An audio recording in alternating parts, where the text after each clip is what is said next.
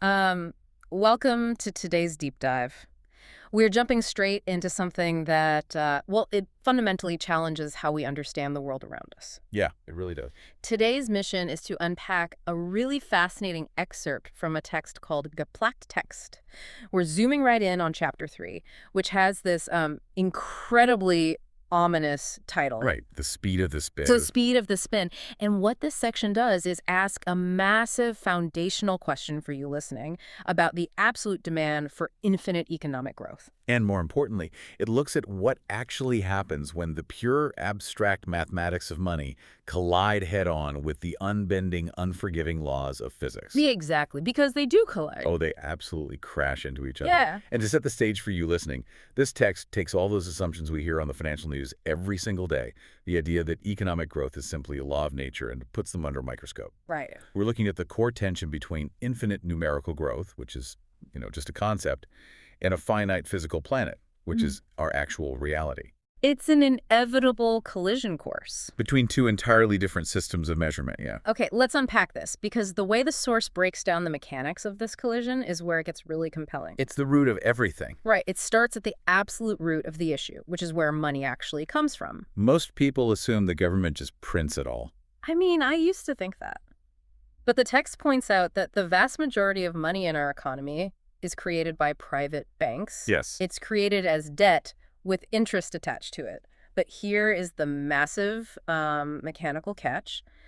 The money to pay that interest was never actually created. Exactly. When a bank issues a loan, it creates the principal. Right. It does not create the money to pay the interest. Which sounds a bit abstract until you map it out. So imagine an isolated island Okay, an island? with only one bank and 10 people. The bank loans everyone $10, so there is exactly $100 circulating in the whole island economy. Simple enough. But the bank wants $11 back from everyone next year. Ah, right, the interest. So that's a total of $110 owed. But only 100 physical dollars exist in the entire system. The math literally doesn't work. No. The only way someone doesn't default is if the bank prints more money to loan out again, creating a completely new cycle of debt to pay off the old debt. And if we follow that chain reaction as it operates globally, you immediately see the physical implications of this mathematical quirk. It's scary. It's a structural trap. Yeah. Because the money supply must constantly expand to cover the missing interest, there is a relentless pressure to produce more things to generate the revenue to pay down that compounding debt. More production. Right.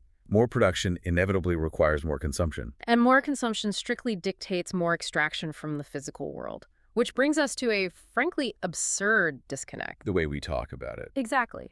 When politicians or financial pundits talk about this relentless cycle, they just call it economic growth. They say it with a smile. Always. The narrative is simply that growth is the ultimate metric of success. But math and reality operate by completely different rules. They do. You can sit at a bank's computer terminal and add zeros indefinitely.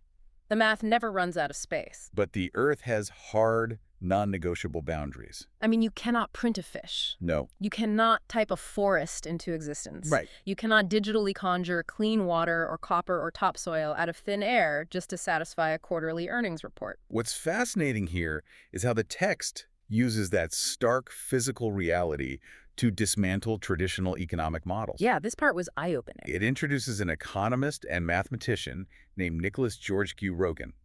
He was really the first to force this direct confrontation between economic whiteboards and physical reality. Economic whiteboards. Right, because the traditional macroeconomic model, the one taught in almost every introductory college course, is basically a closed circular loop. Resources go in, products come out. Money flows around, and everything magically recycles itself perfectly. But George Q. Rogan pointed out that this circular flow completely violates the fundamental laws of physics. Right, because that whiteboard drawing operates like a perpetual motion machine. And basic physics tells us those cannot exist, Precisely. It specifically violates the second law of thermodynamics. which deals with entropy. Yes, entropy. And the concept of entropy, as applied to economics here, means the industrial process is a strictly one-way street. One way.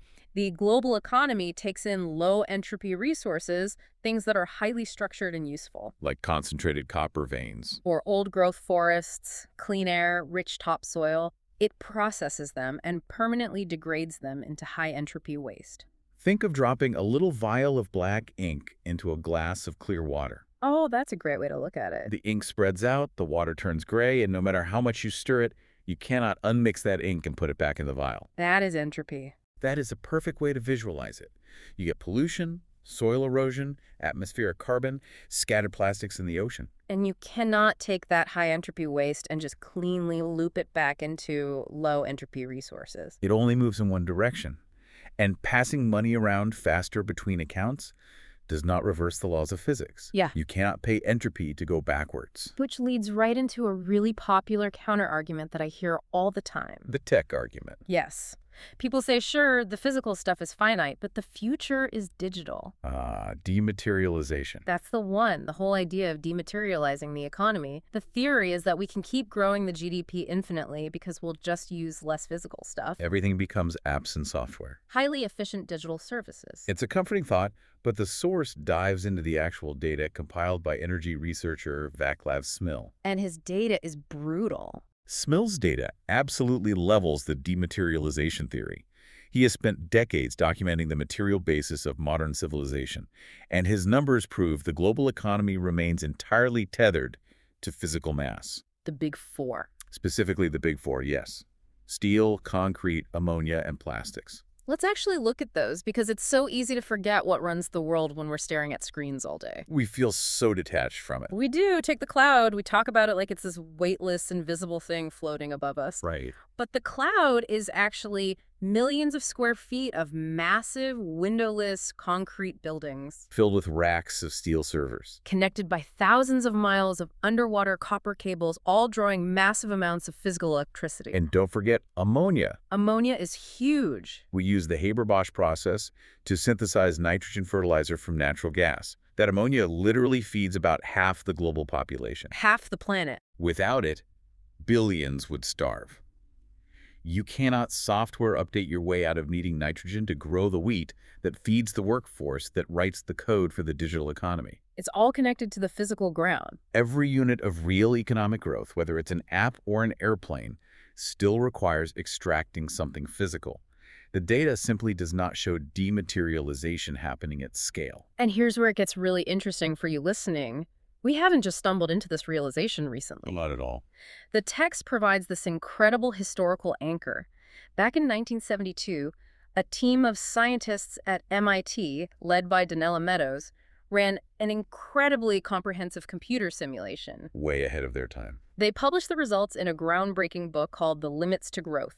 They basically programmed a computer to model this exact scenario. Exponential economic growth pressing up against a finite planetary system. It was a massive undertaking for 1972. They used a systems dynamics model to track 5 highly interconnected variables. They looked at global population, Industrial production, agricultural production, natural resource depletion. and pollution. They didn't just project straight lines either. Yeah. They modeled the feedback loops. Right, like as resources become scarcer, it requires more capital and energy to extract them. Which then pulls investment away from industrial growth and agriculture. And the conclusion of that simulation was completely unambiguous. It was a mathematical certainty. The model showed that if the growth imperative continued unchanged, what they called the business as usual scenario, the inevitable result was overshoot and collapse. You simply cannot maintain exponential growth in a closed system.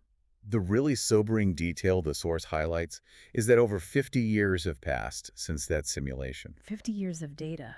And when modern researchers map our actual real-world data against Meadows' original business as usual projections, we are tracking almost exactly on the path they modeled half a century ago. Okay, wait. Yeah. If the math is that clear, and if we have 50 years of real-world data validating that 1972 model, why does the engine keep spinning faster? That's the big question. Why are we pressing the accelerator instead of the brakes? Because acknowledging those physical limits requires admitting something fundamentally incompatible with our current paradigm. The banking system. Exactly. To slow the engine down means admitting that the banking system, which mathematically requires infinite growth to service the uncreated interest we talked about earlier, is structurally incompatible with life on a finite planet. Wow. To tap the brakes is to challenge the absolute core of how modern capital works. Looking at this purely objectively, setting aside any political leanings whatsoever, it's fascinating to see how the field of economics has responded or failed to respond to this. There are alternative models. Right. The text outlines a couple of alternative models that actually try to reconcile the math with physical reality. First is the ecological economist Herman Daly. He proposed what he called a steady-state economy. Right. And to be clear, a steady state doesn't mean zero movement or total stagnation. No, Daly envisioned a dynamic equilibrium, much like a mature forest. I love that analogy.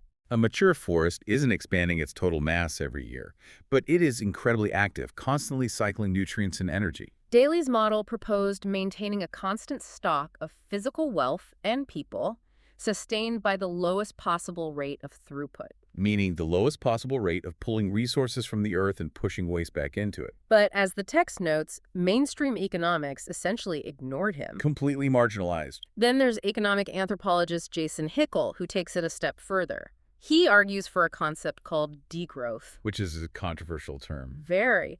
The argument here is that because we are already in ecological overshoot, we can't just pause at our current level.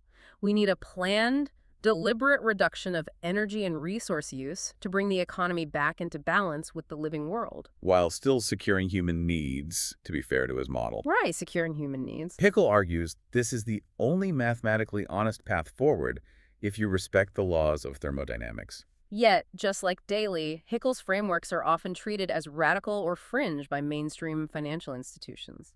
Both models are dismissed, not necessarily because their math is wrong, but because they directly contradict the infinite growth imperative demanded by the debt-based financial system. So, what does this all mean for you and me living in this system? It comes down to philosophy. The text brings in the philosophy of Charles Eisenstein to really hammer home the systemic nature of this crisis.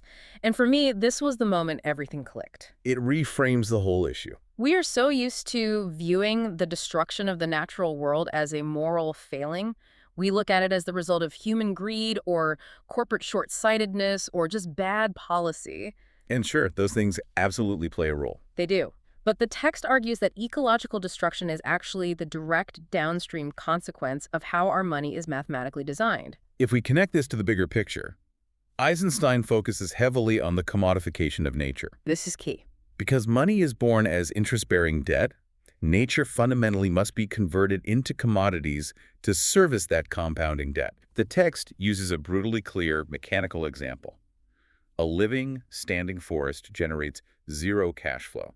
Nothing. It might filter water, sequester carbon, and provide habitat, but it doesn't generate the currency needed to pay down a bank loan. However, a forest that is clear-cut and sold as timber immediately generates cash flow.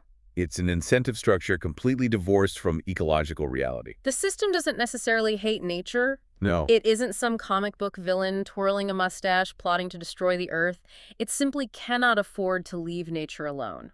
The underlying debt mathematically requires the extraction. Exactly. When you look at it through the lens of this chapter, things like collapsing fisheries, dying river systems, or widespread deforestation aren't just accidents. They are features of the system. And crucially, they aren't merely the result of lazy consumer choices. You cannot solve a mathematical crisis of compounding global debt by just sorting your household recycling a little better. You really can't. These planetary crises are the physical exhaust of an economic engine that is mathematically forced to consume the Earth's life support systems just to pay the compounding interest on its own fuel. It's like driving a car where the only way to keep the engine from exploding is to press the gas pedal harder. Even though you can clearly see you are running out of road. It's a terrifying but utterly fascinating trap. This raises an important question, which brings us to the ultimate paradox of this whole deep dive. You might look at the state of the world and assume the engine is spinning out of control because the regulators are asleep at the wheel. Or because nobody's paying attention. Right. But the reality check presented here is that the engine is going too fast because slowing down would kill it. If the physical growth actually stops, the compounding debt cannot be serviced. The loans default. And the financial system collapses. It is entirely trapped by its own internal mathematics. And that perfectly sets up where the source material heads next. Chapter 4 promises to tackle the absolute most obvious question that stems from all of this. The big one. If it's true, if it is a mathematical certainty that this debt system is consuming the physical planet, why doesn't the government just step in and change the rules of the system? We'll have to see how the text navigates that particular minefield next time. I can't wait for that one. But before we wrap up today, there is a final thought to mull over for everyone Oh, listening. please. It builds directly on the premise we've just explored about the rigid mechanics of interest and extraction. If the destruction of the physical world is fundamentally driven by the mathematical requirement to pay back uncreated interest, then what if the ultimate, most effective form of environmental conservation isn't planting a tree or saving an endangered species, but entirely reimagining the mathematical concept of a loan? Now, that is something to think about. Thank you so much for joining us on this deep dive into the source material. We'll catch you next time.